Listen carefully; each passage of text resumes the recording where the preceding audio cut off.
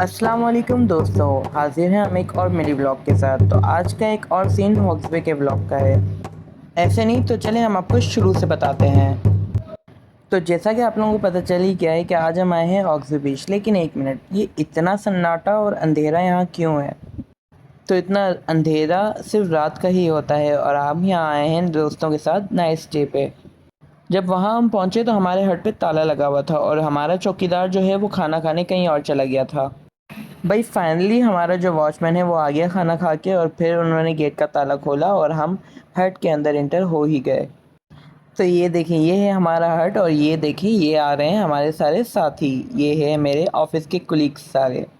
हर किसी के ज़िंदगी के 100 मसले मसाइल होते हैं, ऑफिस की टेंशनें अलग होती हैं, घर के मसले अलग होते हैं। लेकिन इन सब चीज़ों को देखकर भी एक दिन आप लोगों को अपनी लाइफ को भी देना ही चाहिए, और हमारा वो दिन है आज का वीकेंड। तो गाइज़ ये है हमारा हट, जो कि आज हम रात को यहाँ स्टे करने वाले हैं। और अंधेरे में आप लोगों को कुछ ठीक से नज़र नहीं आ रहा होगा क्योंकि यहाँ की इलेक्ट्रिसिटी कट ऑफ थी। क्योंकि आप लोगों को तो पता है कराची शहर में लोड शेडिंग का इशू तो मसला कश्मीर बन चुका है। लाइट तो आई नहीं, तो हमारा बैकअप जनरेटर हमारे पास मौजूद था और वो हमने ऑन कर दिया। और फिर आप देखें हमारे हट का लुक कैसा लग रहा है, आपको कमेंट्स में ज़रूर बताइएगा। भाई हट तो बहुत अच्छा है, फ्रेंड सर्कल्स के लिए काफ़ी अच्छा है। देखें सब ने अपने अपने बैग्स को किस तरह बेड पे रखकर कब्जा कर लिया है कि ये हमारी जगह है। दोस्तों के साथ कोई भी गेट टुगेदर हो या डे स्टे हो या नाइट स्टे हो, मज़ा तो बहुत आता है। और ये देखें, ये हमारे फुरकान भाई खड़े हुए हैं जो कि पानी को देख के बहुत ज़्यादा खौफज़दा हो रहे थे क्योंकि पानी काफ़ी तेज़ था।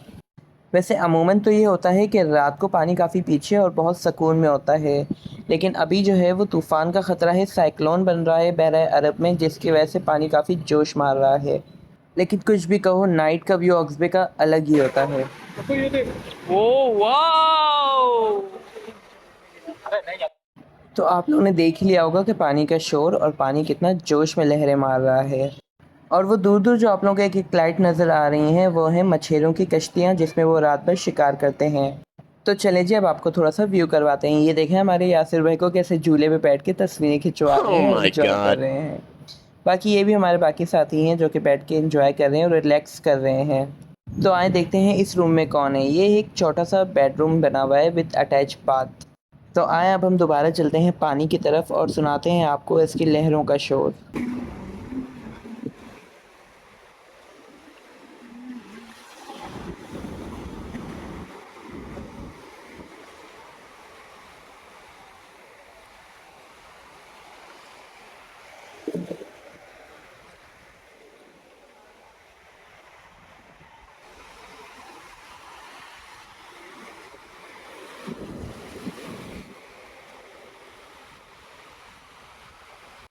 तो आप लोगों को देख के अंदाज़ा तो हो ही गया होगा कि पानी किस तरह लश्कारे मार रहा है। आए अब आपको व्यू ऊपर से दिखाते हैं थोड़ा सा समंदर का।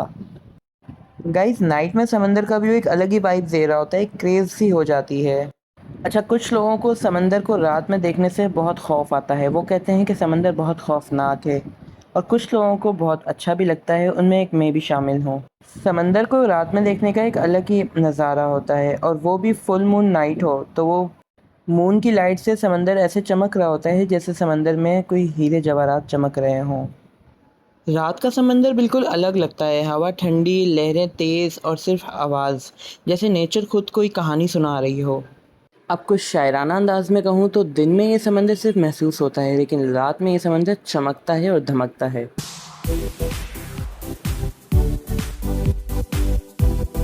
तो चलें अब हम चलते हैं खाने की तरफ और देखते हैं कि खाने की तैयारी कैसे चल रही है। खाने का मेन्यू तो बहुत अच्छा था और खाने की तैयारियां भी हो रही हैं। यहाँ पे चिकन कढ़ाई की तैयारी है और ये देख हमारी बन के रेडी थी। खाने का तो एक अलग ही प्रैंक हो गया था उस दिन हमारे साथ। तो चलें मैं आपको बताता हूँ कि हुआ क्या था, मेरी कहानी मेरी ज़बानी।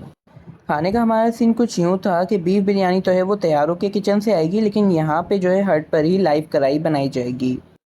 और उस हिसाब से जिस किचन वाले को हमने खाने का ऑर्डर दिया था उसको हम सबसे पहले वहाँ पहुँच जाना चाहिए था ताकि वो खाने की तैयारी पूरी कर ले।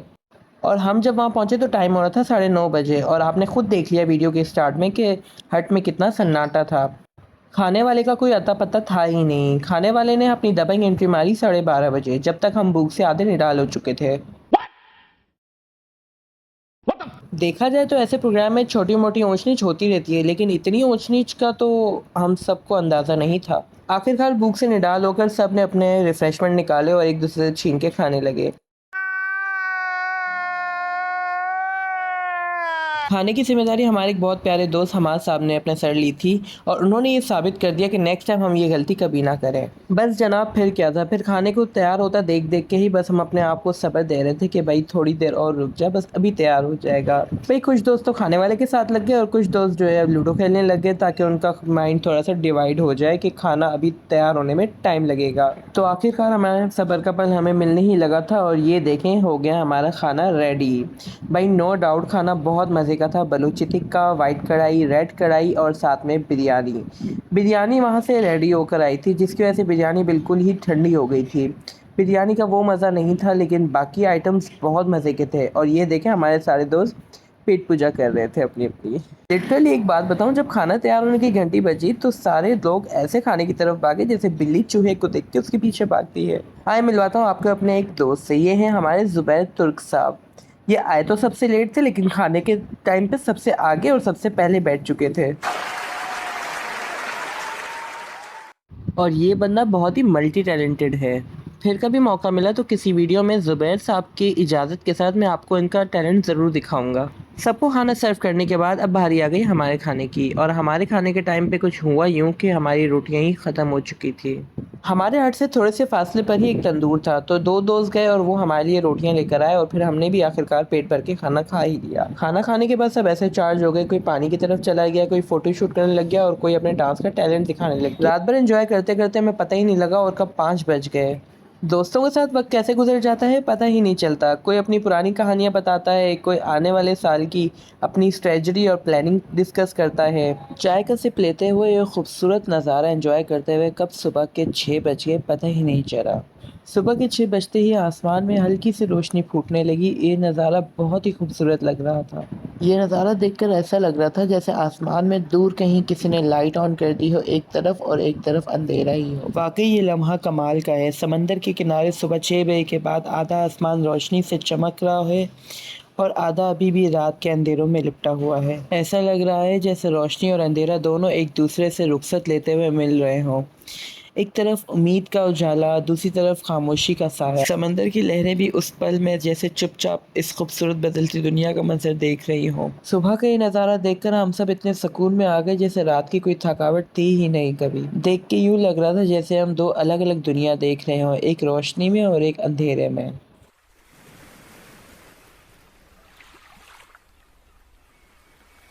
इसी के साथ साथ अब आप लोग भी हमारे साथ देखेंगे सूरज के तुलू होने का मंजर।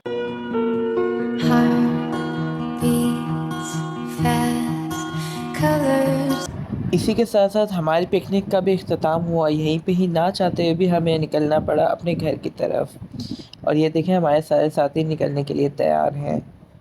तो दोस्तों आज का ब्लॉग यहीं तक, मिलते हैं एक अगले ब्लॉग में। जिसने अभी तक हमारे चैनल को सब्सक्राइब नहीं किया वो सब्सक्राइब करते हैं। मिलते हैं एक अगले ब्लॉग में। अल्लाह हाफिज़।